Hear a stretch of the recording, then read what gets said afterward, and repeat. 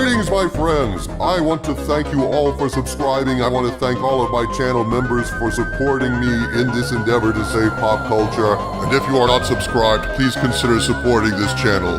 We need you. Thank you. My friends, I have seen Section 31, and it is not Star Trek. Nor is it entertaining. It has some Trek member berries in it, but these are hollow member berries. Bookmarked references only without any context. It's all just the visual equivalent of name dropping. Hey, remember Frank Gorshin being half black and half white? Let's use that. Hey, Andorians, let's pop one in there, along with a Deltan and a Vulcan, sort of. There's plot holes galore, and I personally didn't give a damn about any of these so-called characters, so in my estimation, Section 31 is another black eye for Star Trek. Maybe the blackest ever! But let's examine this episode in detail. Philippa Georgiou, or Georgiou Girl as I call her, becomes Empress of the Tyrant Empire by participating in the equivalent of a TV reality show remake of Battle Royale, where she manages to kill everyone, including her whole family, and she wins the big prize, Empress of the Tyrant Empire. Oh, sure. Like that's ever gonna happen. See their poor farmer homestead here? Dirt poor people never get to be emperor, folks. Empires are never meritocracy, see? Rags to riches, win alternate universe survivor, kill your family and Bob's your uncle. You're in? Power in an empire never just willingly surrenders itself. It must be seized. And once it's seized, you get dynasties, you get divine birthright. But what you don't get is Battle Royale Hunger Games Survivor Family Feud with or without Richard Dawson. And all of this is code at this point in the show for anyone with eyes to see and ears to hear. Turn back now. Beyond this point, there be dragons of dumbness. So the person that we're supposed to care about, the star of Section 31, the woman we're supposed to identify with, is a nasty, heartless piece of filth who murdered her entire family to become empress, betrayed her partner and boyfriend in the challenge who she supposedly was in love with, burns his face with a searing hot sword, kills Calpians like Saru by the score to dine on their ganglia, which are just delicious, with a nice Chianti and some chives. This is how sick this show is. The writers intend that Philippa Georgiou Girl is supposed to be amusing, witty, funny, stylish, and gosh darn it, we're supposed to like her. That's how deluded the makers of this torture porn are. They see her as one of the good guys. They think that some filthy, sadistic, worthless freak like this is worthy of being the star of a Star Trek movie, just like Captain Kirk and Captain Picard. Although it's funny, I've been watching Star Trek for a while. I don't remember Kirk or Picard murdering their own family and killing sentient beings to consume their body parts, but hey, I guess I'm quaint and old-fashioned. So anyway, this hateful, disgusting shit stain of a human being got into our universe from her mirror universe, joined Section 31, a place in the new Trek universe where torture and yanking eyeballs and betraying Gene Roddenberry is all just in a day's work. And then she retired to a bar out in deep space where drinks are served with plucked eyeballs instead of olives. See, this is the heart of Star Trek under Secret Hideout. This is their idea of optimism and lighthearted fun. Then, as a member berry, they insert an AI corruption of Majel Roddenberry's voice in the intro to go ahead and bring anyone lucky enough to have never watched STD up to date. Although, if you're watching Section 31 now, you're shit out of luck. I'm sure there are a few souls out there happy enough to hear Majel's familiar voice as the computer again, never contemplating that this voice is dug up from the grave and reanimated in a twisted, cynical attempt to give some kind of Star Trek street cred to the ruinous abomination to follow. The computer voice basically says, hey, there's a secret weapon out there. Georgiou Girl is the key to helping find it for some reason. And then the voice literally says, this dog bites, so watch your backs. This is supposed to basically be like the opening tape recorder message on Mission Impossible if Bruce Geller had lost the will to live, which he would have done if he'd seen Section 31. So as always in New Trek, there's a bullshit MacGuffin that's the mostest dangerousest ever, and only fill in the blank can save us all. Can we just leave that blank, turn it off, and watch something else instead?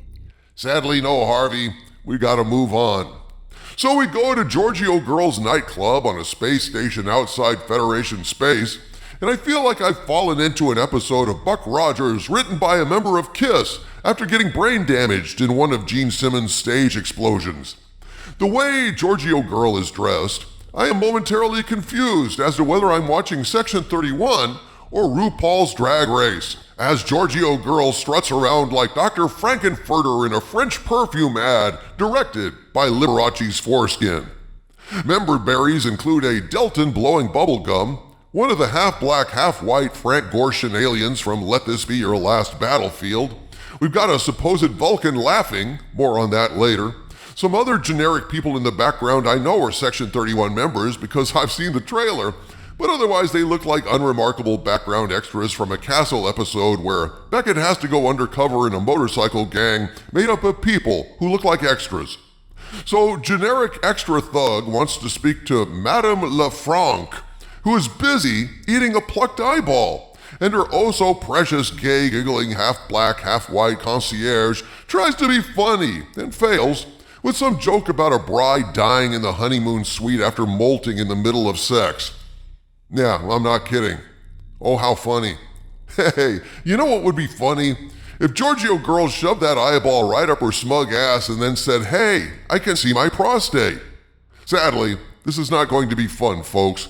I can tell right now, this thing is a disaster made by people who, to all appearances, hate Star Trek with every fiber of their being.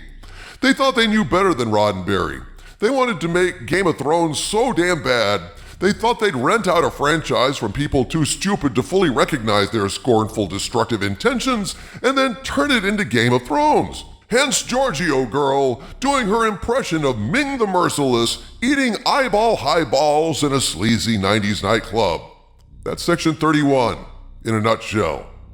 So Section 31 have come to recruit her for a mission. She smirks and pouts and sachets like a drag queen, and then says okay. She gets quickly introduced to the Section 31 team, a cameloid, so named because he can turn into a camel, among other things. An Australian idiot who either has a mech body or a mech suit, who cares? A Delton chick in a short dress, a Vulcan with an Irish accent who is really a robot vehicle driven by a microscopic pilot. Because, they don't know how to write real characters with real emotions and depth, so they have to paint with very broad strokes, placeholders, defined by their functions in the story.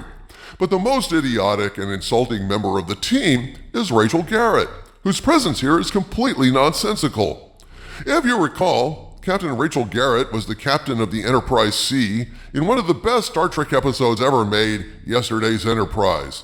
Since she lived maybe 70 years before Picard's Enterprise, and since STD flung everyone ahead in time to the year 10,000 or some shit, her presence here absolutely makes zero sense whatsoever.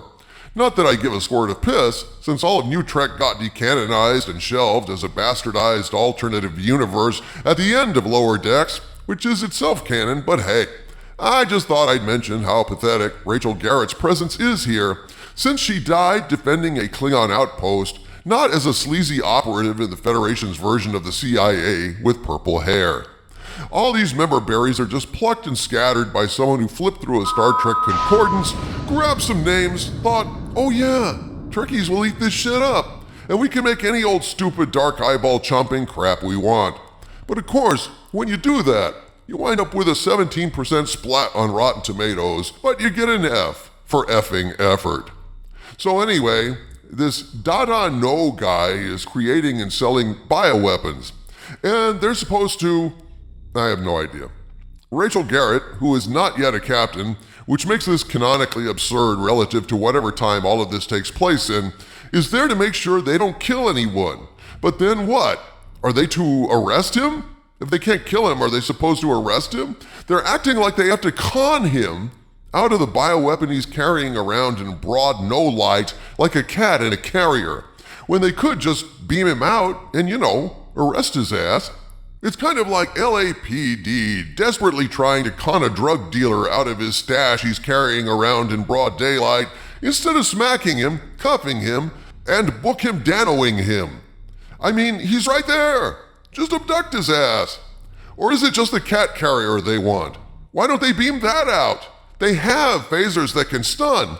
Even in this alternate universe where light bulbs are so scarce, why not just stun his ass and take his case? I know the Federation isn't allowed to operate there, but they're operating there, undercover. Regardless of what they do, they gotta do something, and whatever they do is illegal, so why not do the something that makes the most amount of sense in the shortest amount of time so we can all just go home, But no. Instead, Giorgio Girl attaches a phase shifter to herself and the case, so she's out of phase with this universe, but in phase with the case, so she strolls off with it while he shoots through her. Of course, couldn't he, or whoever's working for him, just make another big weapon? Isn't he more the problem than any one weapon? Do I care? No. And yet, it gets dumber. Zek the Mech and some other Section 31 guys then burst into the suite and punch him. So, what was the point of the early part of this scene? Why go through this stupid bullshit with the phasing tech if then they're just going to come in and punch him anyway and cuff him? And why even punch him? Why not stun him?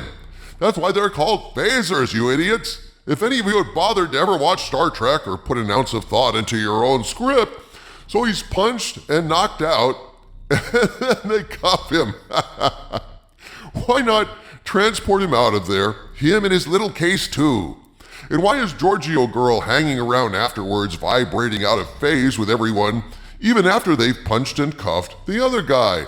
Well, the answer comes immediately, and the answer is just so she can stupidly fight with the vibrating out of phase gimp, who, done with Ving Rhames in Pulp Fiction, buys some steampunk goggles and decides to fight Giorgio Girl for the case, which is what happens.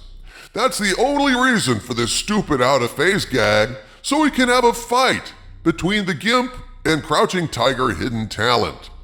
So she can show off her balancing on bamboo wire foo moves. Yawn. She is knocked through the wall into another hotel room, which begs the question, why didn't she fall through the floor when she was out of phase with the floor?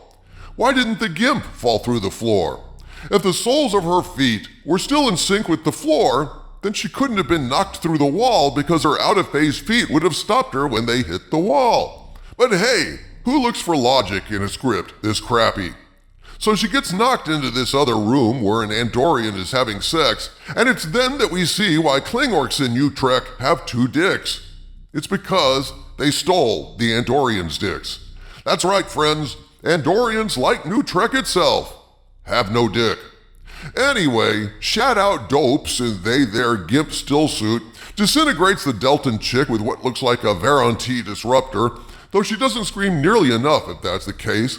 And so we have a job opening for Section 31 only 30 minutes into the show. And everyone looks as sad as their limited acting abilities permit at the death of their teammate. Oh no. So anyway. Heaven help us, people. This thing has zero stakes. I don't believe in the reality of any of these characters. It's gimmicky, dark, illogical, and definitely not Star Trek. And that's all I can stomach for right now, gang. I think it's time to take a break. This is part 1 of my review, and if I can muster up the will to continue, part 2 will be released. But at this point, I'm just disgusted by what has happened to Star Trek. I need to go have a few drinks to try to forget. But I tell you what, those drinks will not be drunk in Giorgio Girl's bar. From the center of the earth, this is Dictor Van Doomcock bidding you all, my friends, stay angry.